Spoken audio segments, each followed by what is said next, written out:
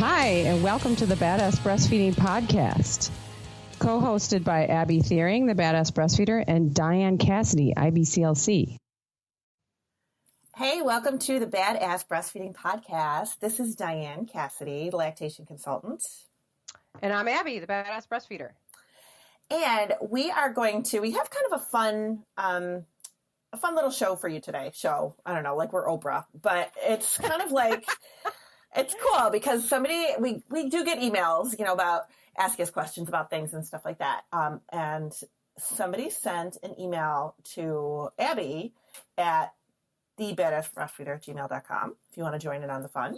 We told you to send us questions and we'll talk about them on the podcast. And, we're serious. So totally. So this one is cool, and Abby's going to read it, and it's a story, but I think a lot of people could relate to it, and we're going to just talk about what this mama went through and ways to kind of get past it and answer some of her questions at the end. And she did give us approval, so I don't want anybody to think that we're just like throwing stuff out there. Right.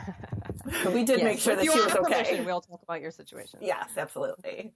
So Abby's going to read it for us, and I'm going to try not to let my head explode and let everybody hear it. Yeah. Wait to hold your roars until the end. I'll make notes. How about that? Let's do that. Okay. So this is from Laura. She's from Minnesota, and she is currently 29 weeks pregnant. And she has a daughter right now who is 17 months old. So that's some background information. And she says, this last podcast, the Going Back to Work podcast, reminded me of things that I should probably ask before I panic once the baby comes. When my daughter was born, I quit my job because it made no sense to pay for daycare when I would be making as much money as daycare would cost. I'm glad I stayed home because I can't imagine how stressful trying to figure out pumping and finding a daycare can be. Anyway, my daughter was gaining weight for the first month or so. We saw 3 doctors before we came across one we liked, and we also found a lactation consultant that found a tongue tie at 2 weeks old. Even though the tongue tie revision wasn't the weight gaining problem, it was still nice to not feel pain on my nipples. Yeah. So a few things happened. We saw a pediatrician that someone recommended to me at 4 days old. This doctor was concerned that my daughter had lost 10% of her body weight and had not gained any of it back in those 4 days. I had been in labor for 2 days and hooked to IV fluids for 24 hours before my kid was born. I'm thinking that had a lot to do with how swollen she was, even though the doctor assured me that it wasn't a factor at all. So this pediatrician recommended seeing a lactation consultant to help me feed since I, quote, wasn't producing enough, unquote. I scheduled the appointment for that same day, and the lactation consultant suggested cold hands on my newborn so she wouldn't fall asleep at the breast, and for me to feed her 15 minutes on each side and then pump 15 minutes on each side while my boyfriend fed the baby formula, all while we got my supply up. Keep in mind that I had been going to La Leche League meetings and reading about breastfeeding since I was 14 weeks pregnant, because that's all I could do to manage my anxiety. I thought I was more than prepared to feed this baby when the time came. I was broken when I started with problems to do the one thing that I thought I was really knowledgeable and prepared to do. So that day, we got my breast pump set up and formula for my 4-day-old baby. The flanges destroyed my nipples because, of course, I had a bigger size than I needed. Who knew they had different sizes, right? We brought her 2 days later to weigh her. Now she's 6 days old, and she hadn't gained much. I was still reluctant to give formula, so we did only once a day, and I kept the baby to the breast all day long. I was still pumping any time she would fall asleep, but she didn't sleep for long unless she was in my arms. The lactation consultant, who I later found out was actually a pediatrician that did lactation consulting as an extra, told us what to do and to come back in a week. A week later, I came back, this time without my boyfriend, who is, by the way, my rock. I don't think I would have gotten where I did without him. I had to see a different pediatrician because it was the only one that had an available appointment. All this is at the same clinic and location. This lady weighs my daughter, who was 10 days old, and says your baby is starving, just because she hadn't gained weight. She tells me my kid is starving Marvin. Quote, yes, she literally said that. and that I just couldn't handle being a new mom and trying to figure out the pumping and breastfeeding on my own. She asked if anyone could help me at home, and I said no, since my family lives in Florida and I live in Minnesota. So she says that maybe she can call the hospital to get me and my daughter admitted so that I can have time to pump and put my daughter on an IV. That all the nurses at the hospital would help me since I had no help at home. At this point, I'm crying so much because I felt like I was the worst mother in the whole world, yet something in my gut kept telling me that my kid was totally fine. So what's it going to be? Will you give her formula, or should I call the hospital? That's what that BITCH asked me last week. Asked me last. That was what she said to her last comment. My daughter was happy when in my arms. She nursed a lot, but that's what babies do. She slept in my arms or in my bed next to me. She was actually a very happy kid as long as I was right there with her. She wasn't losing weight, just not gaining any. She had her wet and poopy diapers. She was alert when her daddy held her. The day I came out of that clinic so scared. My kid was going to be taken from me. At least that's what I was thinking was going to end up happening. I called my boyfriend and he was so mad. He couldn't believe this lady bullied me into giving formula to my kid. That day we gave my daughter 4 ounces of formula because that's what the doctor recommended. My kid passed out. She slept for 5 hours straight, which she had never done, and when we tried waking her up, she would not. She was in a food coma. Once awake, she didn't want to breastfeed, so I had to pump my already hurting boobs. That was the last time we gave her formula in that big quantity. We found a different lactation consultant at a different clinic that finally found a posterior tongue tie. We got it revised and it helped with latch, but not the weight gaining. My daughter was gaining a few ounces every few weeks, but doctors couldn't find anything wrong with her at all. She was just a very petite kid. This lactation consultant, even though she was very helpful, she still suggested formula. I still didn't feel like my baby needed it since she was just fine at my boobs. Yet she was there all day long. Yeah, she was there all day long, but I had nothing better to do besides feeding her and holding her. Our journey with that lactation consultant ended because I felt confident enough to do it alone. So here we go now with our second baby, and I'm already stressed out about what might or could happen once he is born. My midwife suggested a lactation consultant and that I should see her even before I have my baby, just so I can calm my anxiety and find the right tools to tackle whatever possible situations. But this is the thing. How do I know what lactation consultant is legit? The other 2 I saw were suggesting formula and pumping. Feeding my kid 2 ounces of breast milk every 2 hours just wasn't enough, according to them. The first lactation consultant was a doctor, and the second one, even though she was better, she still didn't fully support breastfeeding, I felt like. Now this one, my midwife suggested. I was going to schedule the appointment, and the website of the clinic lists her as a nurse practitioner. It doesn't say anywhere she is a lactation consultant. So I'm very skeptical about how do I find a lactation consultant that is going to really work with me in case of problems or questions, instead of one that will push me to formula feed because that's just easier for everyone. My kid, by the way, never gained crazy weight, even when introduced to solids at 6 months. She is really just a small kid. She eats a lot, and even with all the eating, she is still on the smaller side of the charts. So where are these magical lactation consultants, and how do I know they are legit? Is it impossible to find a good one that insurance will actually cover? Can they be doctors or nurse practitioners too? Does it have to be a hippie lady that lives in a bamboo house? I mean, really, how do I find a person that isn't so doctorish? Should I even try scheduling the appointment with this lady? I'm just afraid of, once again, getting wrong or inclusive information where it just creates more doubts in myself as a mother. Now, her and I went back and forth, and she ended up sending me a couple more extra paragraphs. So here we go. The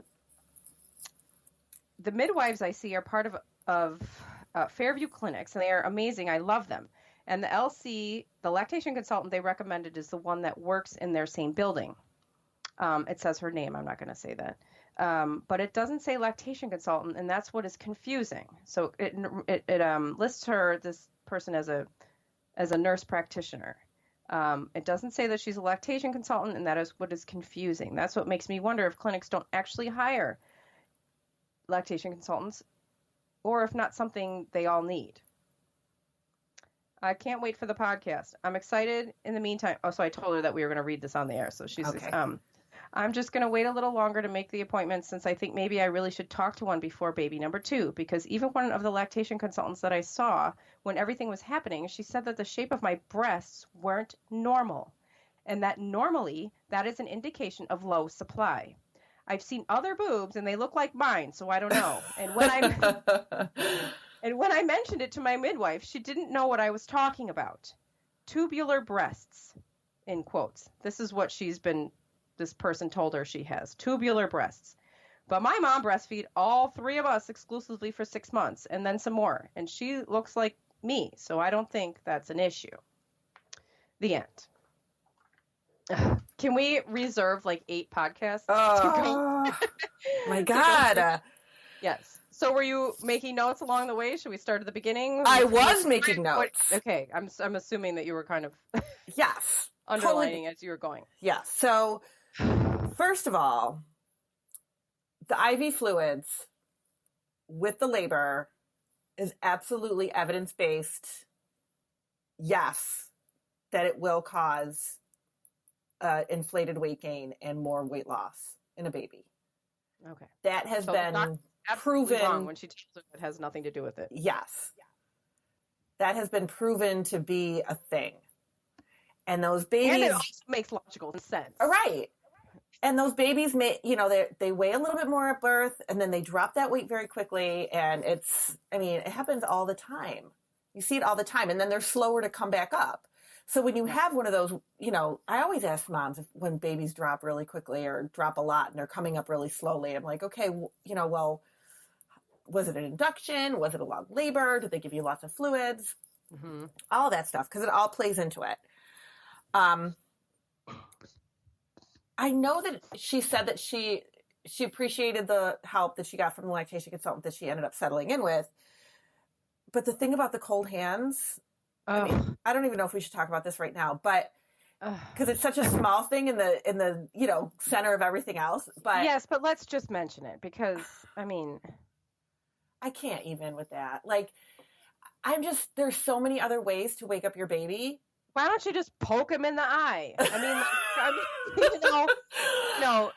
Would you like to have cold hands on your, imagine, your partner comes in from work or whatever and gets into bed and puts cold hands on you. That's horrible. Oh my God. I yelled at Tom the other day for doing that. I was like, ah! But it's just, yeah. So try not to do that for your baby. People tell me that all the time. Oh, I put a cold washcloth. It didn't work. Da, da, da. There's tons of things that you can do to keep your baby awake that do not include torturing them with cold devices. Yeah, making them cry and making them. Yeah. And she has said a couple times in this email that she really had a lot of anxiety about this. Yeah. And it is really like such a pet peeve of mine or I shouldn't say, when medical providers do not appreciate that and do not pick up on that. Right. And they're perpetuating it. Yeah. They're making her anxiety so much worse. And I think this is why people end up with so much anxiety to begin with, because there's so much bad information that goes against what the mom feels in her gut, and it doesn't make sense. Right. And they're not, you know what I'm saying? Oh yeah, absolutely. And we're going to talk about that more when we do a postpartum issue, but that's totally, that drives me crazy. Now, 4 days old, they had her supplementing with formula. Can we give it half a chance here? Mine was the first day. My baby didn't make it through the first day. Oh God. Mm-hmm. They said he was starving. He was like barely hours old. He was starving. Oh my God. Please. Can't we at least wait till the milk comes in? Right. Her milk probably wasn't even in yet. And babies will continue to lose up to, when the mom's milk starts to come in. You don't start seeing a weight gain until 24 hours after the milk comes in. Mm-hmm. So for babies that go to the peds office and peds are, they're losing. Well, yeah, they're losing because it's like day 3 and the milk's not in yet and it's normal. Right. Yeah. And they're not starving. They were just born. Right. They were just sucking you dry for 9 months, taking all your energy, taking all your nutrients, taking everything. Yeah. They're fine. What the questions you should be asking in this situation, if you go to your pediatrician's office, and I work in a peds office part-time, so this is what we do here.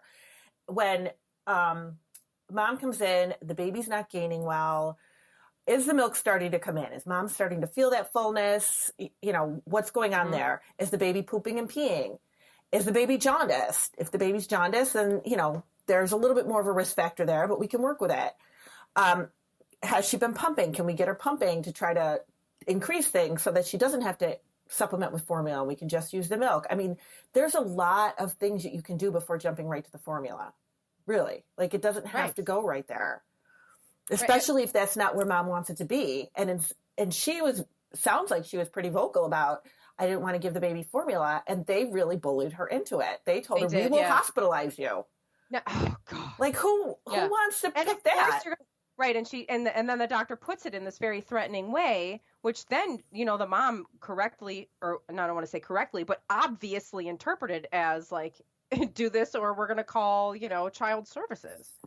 It's a terrible thing to tell a new mother. Absolutely terrible to tell a mom. Who's already struggling with anxiety to begin with. Yeah. And so let's just, for like a tiny sidetrack. So you said you don't have to automatically go to formula. When do you have to go to formula? Are there situations where you have to go to formula? I think there are, but it's not as frequent as people think it is.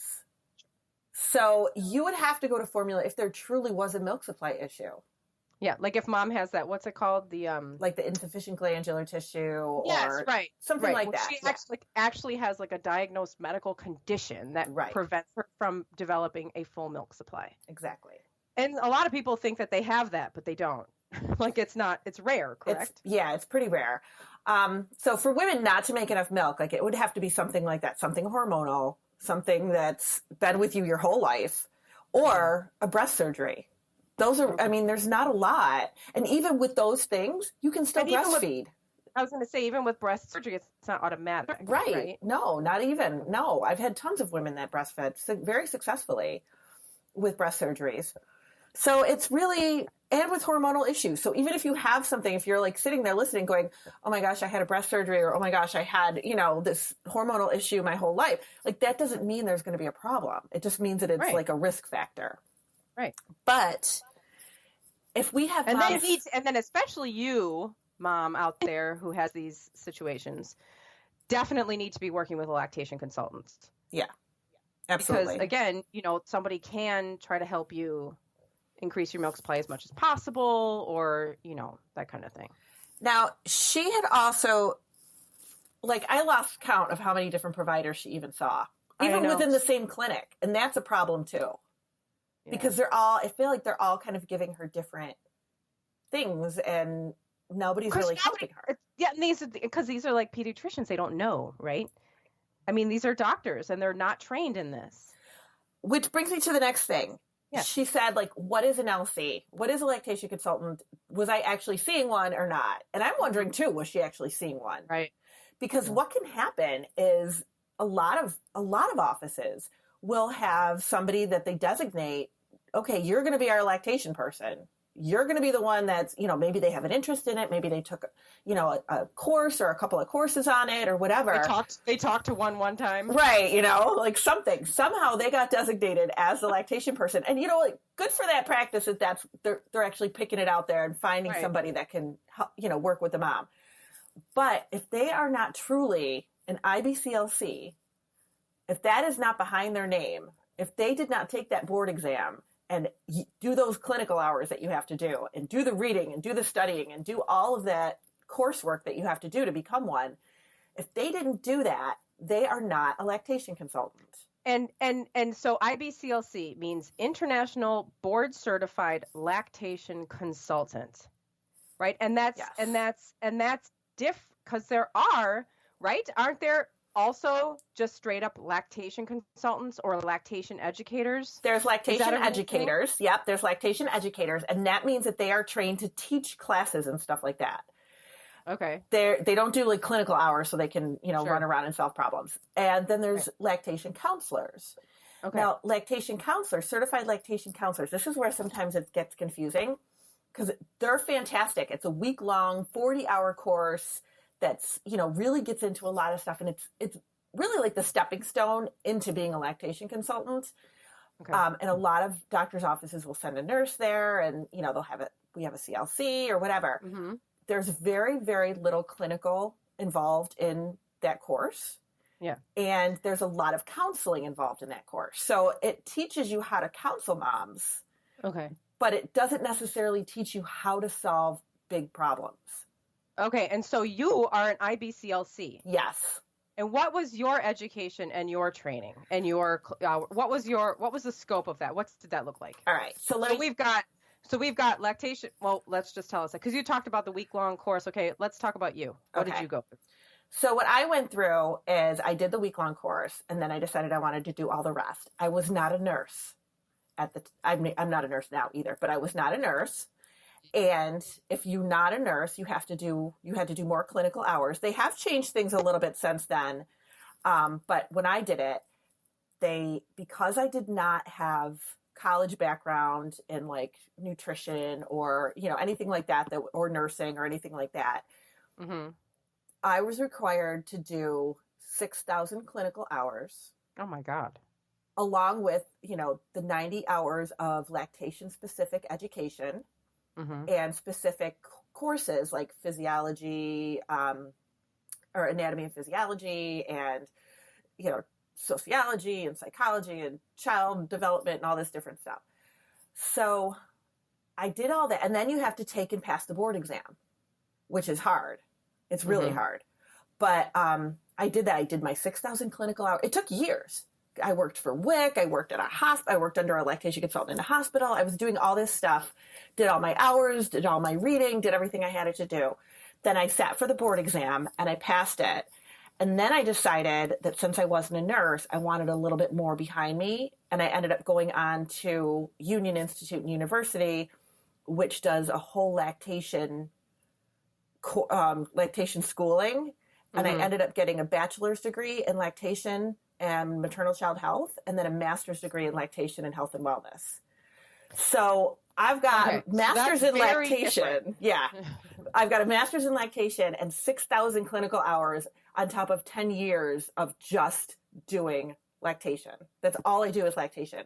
So sometimes you'll have a nurse, or somebody that's like, okay, they worked in labor and delivery. They latched a baby every day and they helped a mama through her first 2 days of life every day, and they can sit for the board exam, which is great because we need LCs in the hospital. Right. But I had to do 6,000 clinical. I saw everything.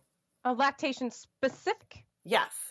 Not just I'm running around here in a hospital and then that counts. No. It was lactation specific. Okay. And it took years. So moms, now you understand now the difference between everyone else and an IBCLC and why you want to be looking when you're having issues and needing to see somebody for help, why you're looking for those letters, IBCLC. Yeah, it's really important. It is really important. It's like the difference between somebody saying, oh yeah, I'm going to go see a doctor for this very, very, very important issue. And somebody saying, I've got this nursing assistant here. That'll be enough for you. Right. I have cancer. I'm going to see this nurse. But a lot of times, people don't know. Fantastic. Yeah. But people don't know that there is a big difference. They don't know how big of a difference it is. And then they say, oh, this is our lactation consultant, when it really is not one. Right. And I didn't even know what a lactation consultant was until I had a baby. I mean, people don't know. I think people don't know that this even exists. Right. And that it is this advanced of a degree or of a license, and how important it is. Right. And how anyone else doesn't have that level of training.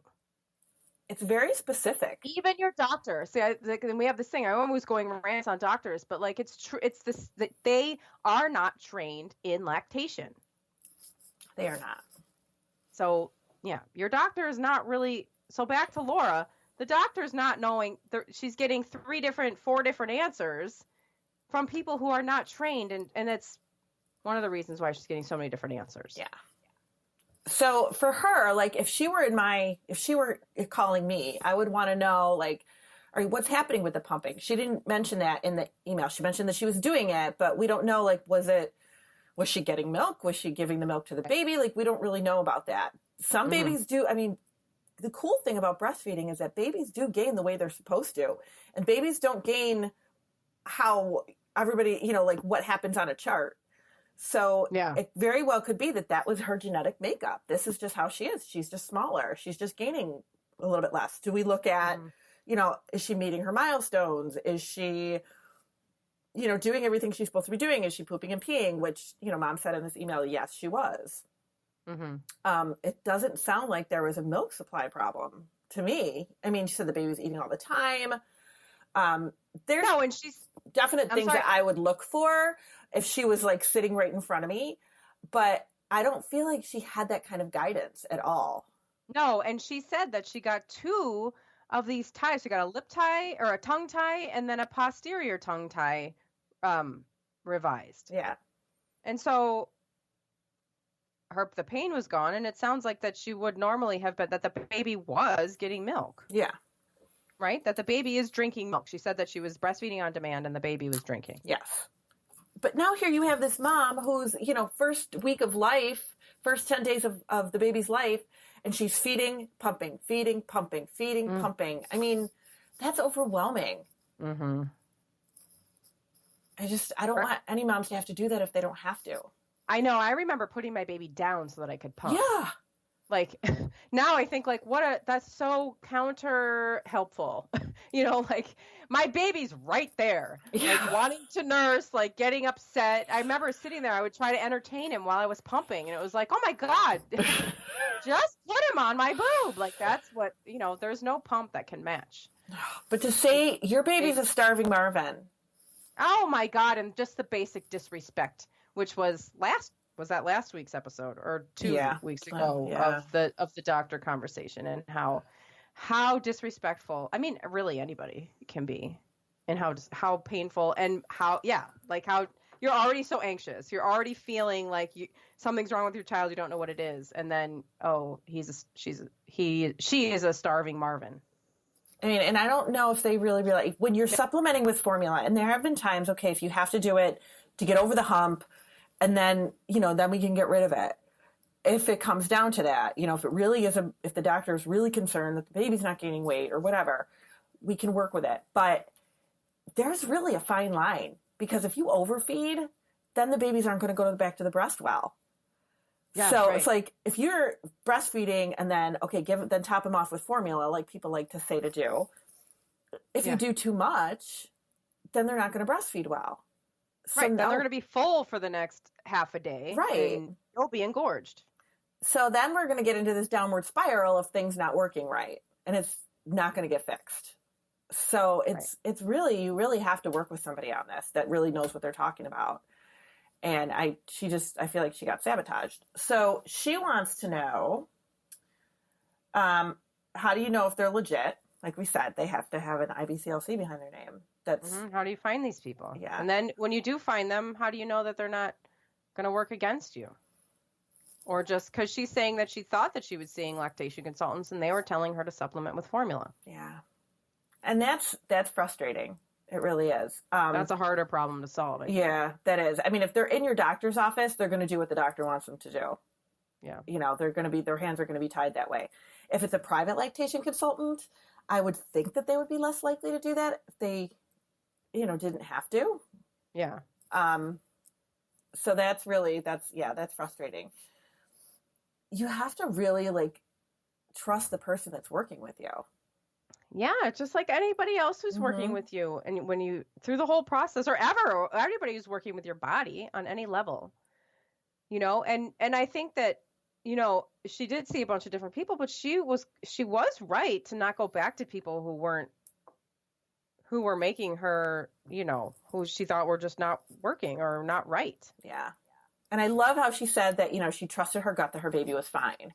And that's a really important piece here, because your mom instinct is really strong and it's going to carry you far. And even though she was, being told all this stuff and trying to get the help that she needed and, really just doing so much for herself and her baby, she was anxious about it. She wasn't sure. She's a first-time mom and just trying to do the right thing. But she's like, no, my gut told me that everything was fine. And that's important.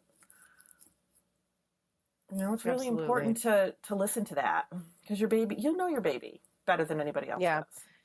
Yeah, I had a lucky experience where when I reached out to La Leche League, I got in touch with somebody who was very, very helpful. And I continue to know her today, and I refer people to her. And that's something that I think that we need to do more of, is we need to be connecting moms, and so that people can be connecting with each other, and through word of mouth, getting people who are the reliable people. The people, Mm-hmm. this mom had a really good experience. This person helped her reach her goals. And then that person can say to you, like, hey, I know you're having problems. This person really worked for me. Or you can say, oh, I saw her, she told me to use formula, and if that's not what you want to do, then like moms can make or break your career. Yeah. And they should be able to, we should be like, see this person, I totally recommend her, I don't recommend this person at all.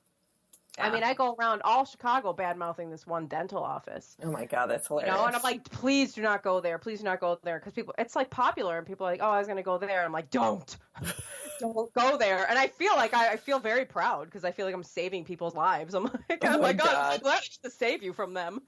Oh my God, that's so Because funny. that's what we should be doing. Because Yeah. we know. And now I know that this woman here in Chicago really worked for me, and I can refer everyone in Chicago to this person, and she'll be happy to help you. It's really the other thing too is ILCA, International Lactation Consultant Association. They have a database, and you could just go on there, and if it's at, say like find a lactation consultant or whatever, and put a person's name in, and it'll tell you if they're a lactation consultant or not. And you can also search that website, right, to find someone in your area. Yeah, absolutely. Can we put that link in when we post this? Yes, I will tell my producer. After, like, hey, honey. Yeah. Yep, absolutely. Because that would be good. And then you guys can look it up. And so she did talk about insurance. And so that's a bigger issue. And there's not always by insurance. No, it's not. And there's no magical answer for that, because since we do not have the kind of insurance in this country where everybody has the same thing, everybody's got something different, and every insurance company does something different. So even though they're supposed to be covering lactation services, according to the Affordable Care Act, they are supposed to be covering out of hospital lactation. Many of them are not. So you have to call your insurance company and find out what it is that they are doing. Sometimes a flex spending or a health savings account will cover it. Sometimes, you know what? You got to pay out of pocket. Or that health savings. I think that's what we have. Because I have like horrible hip issues, from like everything from birth to baby wearing to lifting too many weights and running too much. And I went to a chiropractor, one that was highly recommended, and it's not covered under my insurance. And I got to pay out of pocket, but I'm going to do it because it's my body. Right. And I just got to do it. And not to say that everyone has this money, but people do buy all kinds of stuff for their baby. And I go on this too, we don't question. We never question buying, a crib and 6 swings and 2 strollers and the bouncy thing and all this stuff for our kids. But then it comes to things that I think are essential, like a baby carrier or a lactation consultant. And we're like, oh, we don't have money for that. Mm-hmm. And again, not to say that people don't have different financial situations, but we have to step back and really prioritize, I think, what we're spending with our babies. But if you're having a breastfeeding problem and you don't want to spend money on a lactation consultant, you're going to end up spending money on formula. Yeah. So take your pick, because it's an important thing. It really is. It's an important thing. Yeah, it is. All right. So I think what we're going to do, because there's so much to talk about with this episode. And there's so much, and we don't want to stop. We don't want questions to go unanswered. Yes. But my producer yells at me if we go longer than 30 minutes or so. He's like, stop going so long. So he is a slave driver. But so tune in next week, because we are gonna solve Laura's problem. We are gonna talk more about this, and we are going to hash some more of this stuff out and see if we can make her feel better about this next baby that's coming. Yeah. So stay tuned for part 2. Stay tuned. Bye.